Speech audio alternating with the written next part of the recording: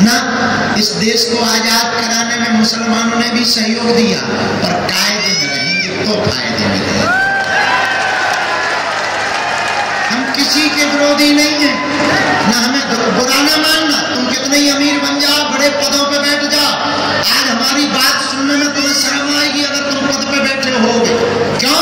क्योंकि आज तुम्हें अच्छा लग रहा, कल लेकिन जब तुम्हारे मकान जलाए जाएंगे, तुम्हारी बहन बेटियों की इज्जत लूटी जाएगी, बांग्लादेशी हिंदुओं जैसा हाल किया जाएगा, तब तुम्हें हमारी याद आएगी। न तुम्हारा पद बचेगा, न कद बचेगा, न घर बचेगा। बांग्लादेशी हिंदू से पूछ लो, कुछ नहीं बचा। कश्मीरी पंडितों से पूछ लो, कुछ नहीं बचा।